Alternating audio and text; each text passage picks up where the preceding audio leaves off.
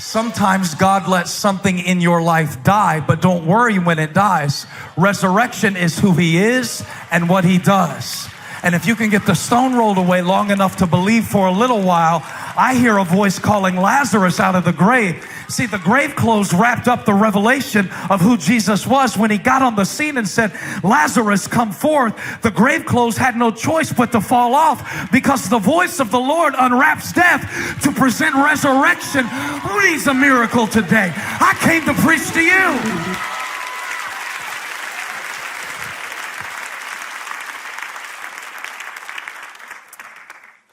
And the greatest opportunities are not always obvious.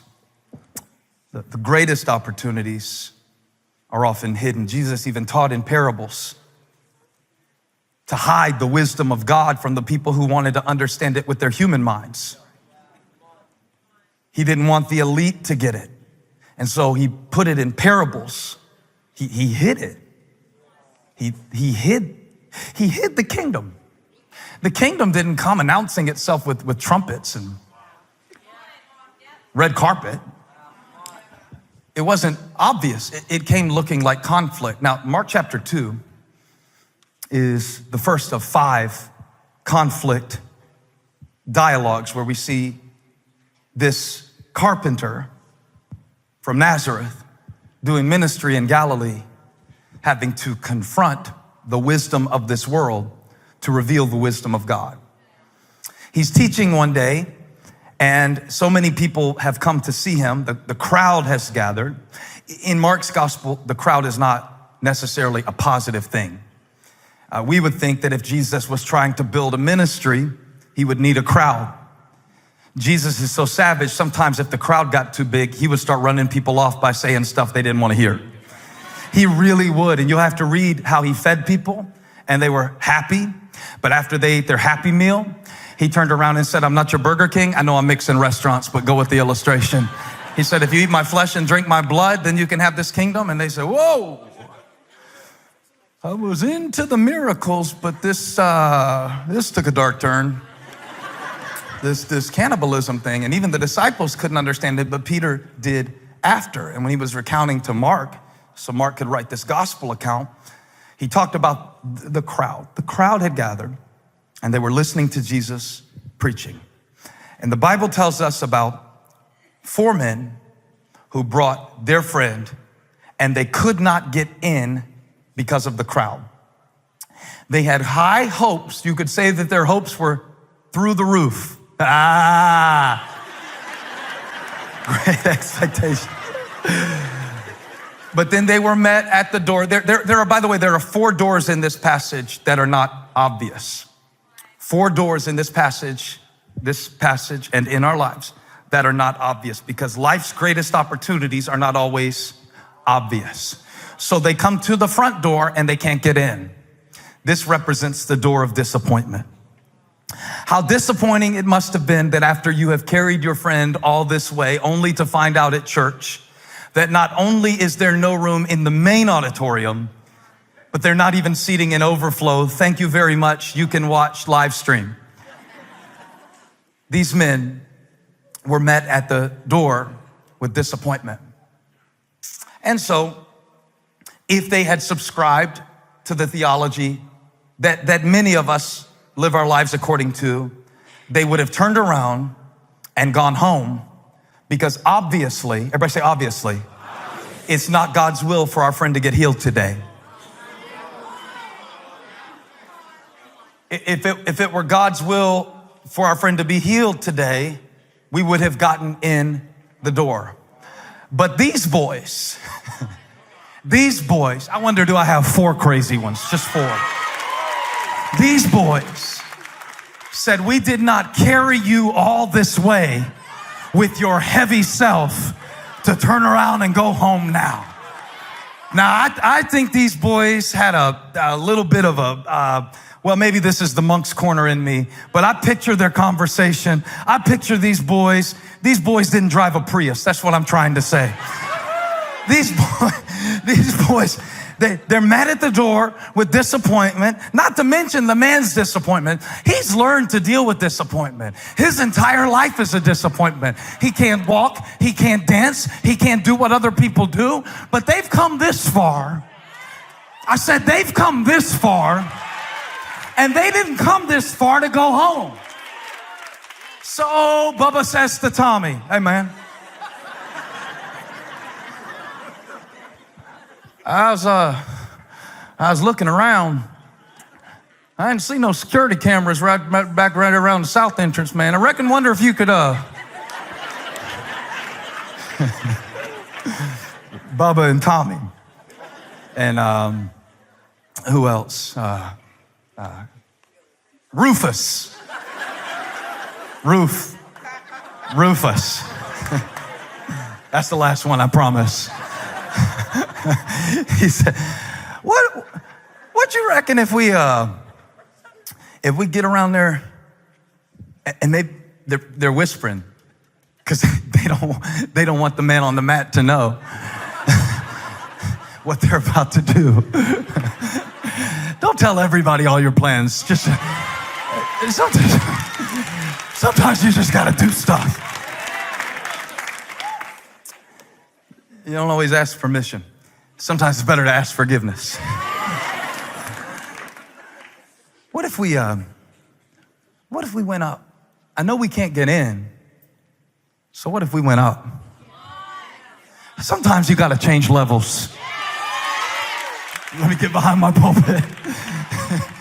Sometimes the reason you can't get in that door is because it wasn't your door. God is calling you higher.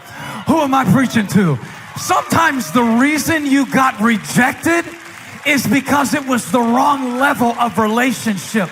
And if those people would have liked you, it would have actually limited. I'm caffeinated today.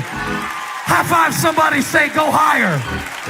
Come on, when they go low, we go high. He's calling me higher.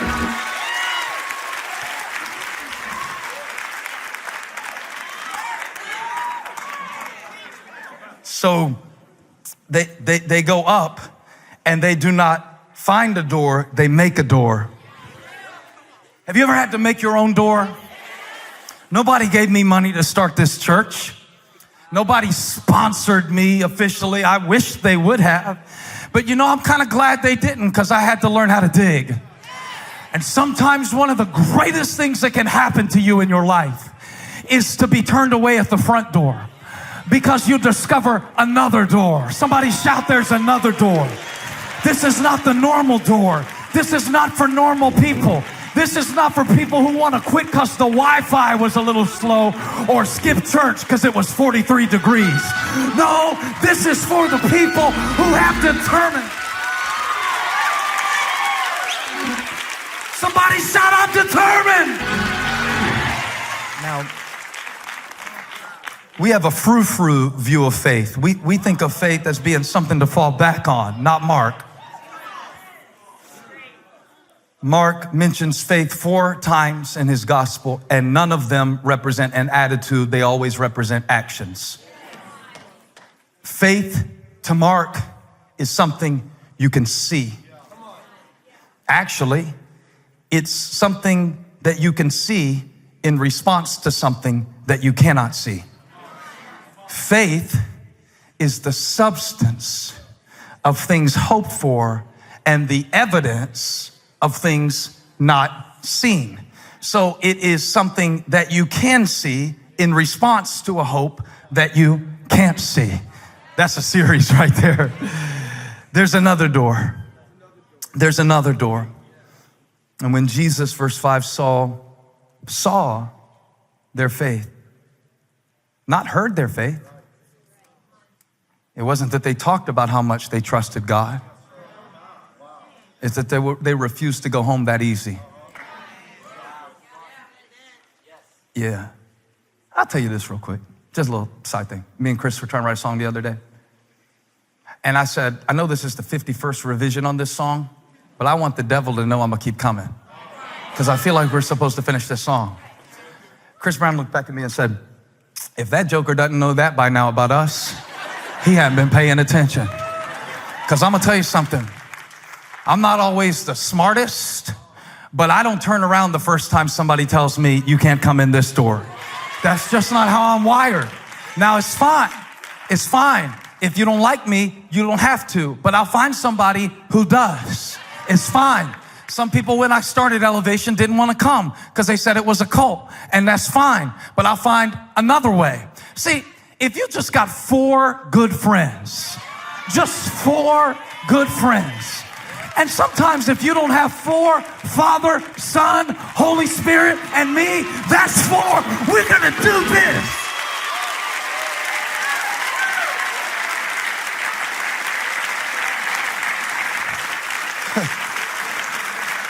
Those boys were like, we ain't going home. He's heavy. No, sir. And we'll put him up on that roof, and we're going to dig through that mud, and we're going to make a door. We're going to make a door. I'm going to get through to my kid one way or another. I'm not just going to give up on him. Not that easy. I'm going to find a way to get through. I might have to shut up. I might have to speak up. If that doesn't work, I'll do the other. I might have to hug him. I might have to hit. I might have to try some different ways. But now we come to the door on the ceiling. There's another door. If you can't get in the front door, go up. It's another door. You got to make it. It's going to look like a door. You got to dig through it. It's a door, but you can't see it. It's not visible. It's not something you can see. It takes faith. And faith is something you can see in response to something that you can't see. So you got to make a door, make a door, make a door. Somebody say, make a door, make a door, make a door, make a door. And Jesus respected their carpentry. Jesus liked their work.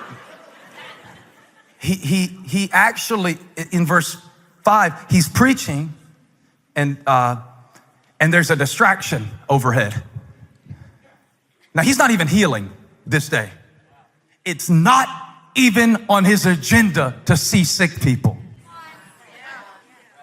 Some of life's greatest opportunities are not always obvious. And some of God's greatest invitations will show up in the form of interruptions. And he's preaching. And he's probably doing a really good job. Just going off context clues. He is the word, so if he preaches what he is, it's probably pretty good. Got a big crowd.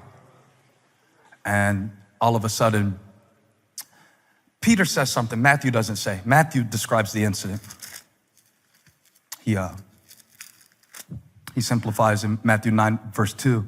Matthew says, some men brought to him a paralytic lying on a mat. When Jesus saw their faith, he said to the paralytic, what did Matthew leave out? The fact that they ripped off this dude's roof. It sounds so nice when Matthew says it. It just looks so easy. And they brought their friend and Jesus healed him. No. Did you hear that? Jesus is preaching. Therefore everyone who hears these words of mine and puts them in practice like a wise man who builds a house on the rock, rain came down, streams rose, wind blew, beat against that house, it didn't fall because it has foundation on the rock. And right about the time he's making his point, here comes a sound. Remember that Mark is writing what Peter told him to write. And consider that most scholars believe that it was Peter's house that Jesus was preaching in. So Matthew remembered the healing, Peter remembered the roof. It's funny to me. It's perspective. Did you hear that? Keep preaching. We're going to check it out. But about the time that the dirt starts falling from the mud on the ceiling, are you willing to get your hands dirty, by the way? Or are you too afraid to mess up your manicure to go after your miracle? I could preach manicures or miracles. The choice is yours.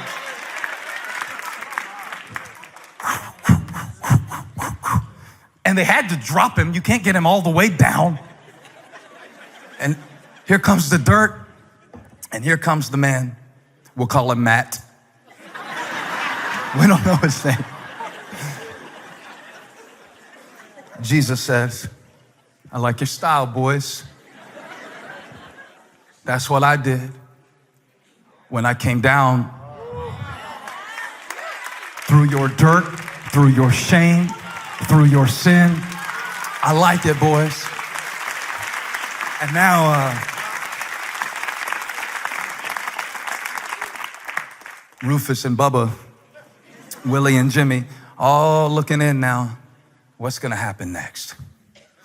And Jesus leans down and says to the man, son, your sins are forgiven.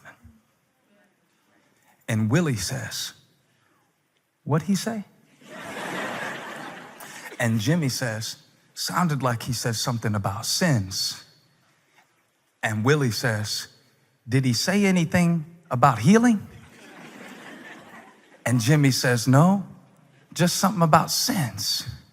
And Rufus says, that's good that he forgave his sins, but can he fix his legs too while he's at it? Because they did not bring the man before Jesus to get him forgiven. They brought him before Jesus to get him healed. So the question is, what do you do when God bypasses what you want to give you what you need?